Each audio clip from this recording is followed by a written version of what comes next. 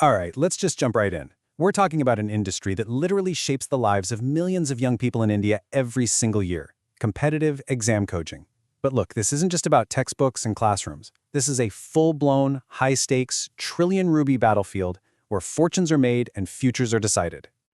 And the stakes are so high, you guys, that the Indian government itself has started calling out the problem. This quote right here from the National Education Policy, it's really telling. It shows you that even at the highest levels, they know the system has created this intense, high-pressure coaching culture. And that is exactly what we're going to unpack today. Okay, so let's set the stage for this battlefield. For decades, this was a world dominated by established giants, legacy names that were basically synonymous with success in India's toughest exams. So what does that even mean, coaching culture? Well, it's this really powerful belief that to have any shot at succeeding in these huge exams, private coaching isn't just a nice-to-have, it's absolutely essential. It ends up becoming the main way students learn, which creates this insane pressure cooker environment.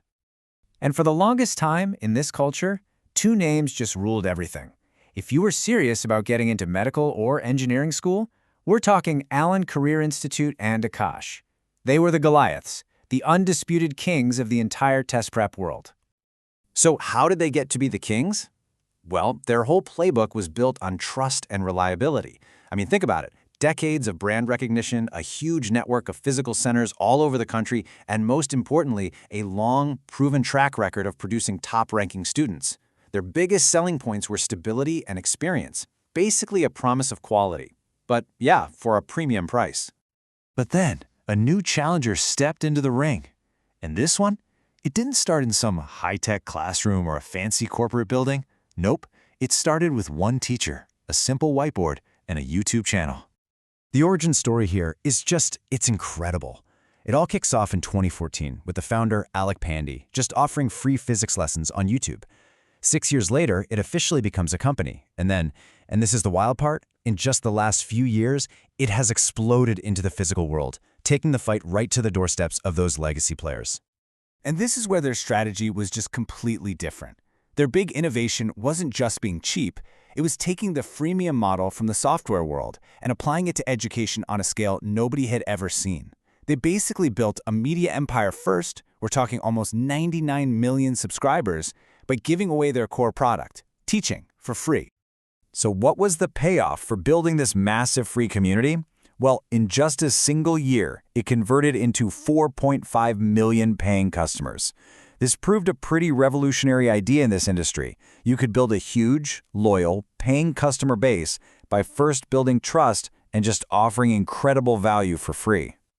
But they didn't just stay online. Oh no, they took all that digital momentum and launched an all-out assault on the physical world. A compounded annual growth rate of over 165% in their offline centers. This wasn't some online company just dipping its toes in the water. This was a digital giant building a physical empire at absolute breakneck speed. So this really sets up the fundamental showdown, right? You have two completely different business models, two different philosophies, clashing for control of the very same market. Let's break down these two playbooks. On one side, you've got the traditional model. It's high cost, it's high touch, a premium service built on decades of in-person reputation. On the other side, you have the disruptor, low cost, high scale, accessible to pretty much everyone, built on a massive online community and a really scalable tech platform. It's the classic battle, prestige versus accessibility. This diagram right here, it basically reveals their secret weapon, the flywheel. That massive online community isn't just for racking up views, it's a funnel. It's channeling millions of potential students directly into their brand new offline centers. It's a true hybrid model, where the digital world is literally fueling real-world growth. So, just as this war between the old guard and the new disruptors was really heating up, a brand new player entered the field, the government.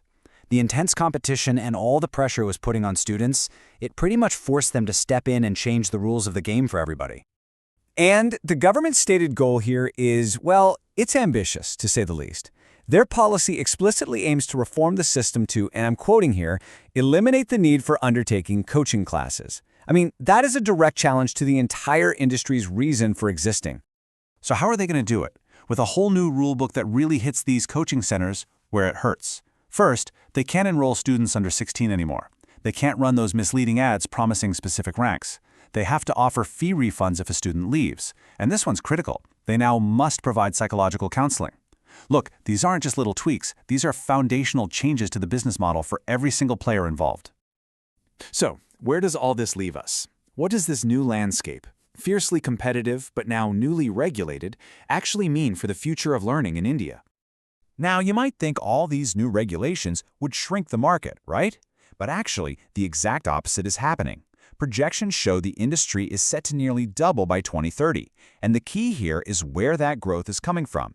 It's not the big metro areas, but the smaller Tier 2 and Tier 3 cities. The whole battleground is expanding, moving into the heart of the country. And the weapons being used in this battle are changing too.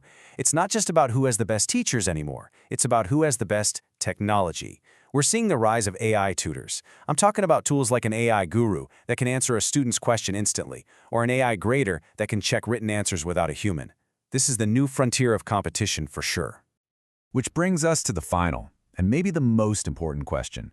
We have all these new rules and all this new technology, but will any of it actually fix the immense pressure of the coaching culture? Or are we just creating a more efficient, digitally enhanced version of the same old race? That, my friends, is the trillion-rupee question for the future of Indian education.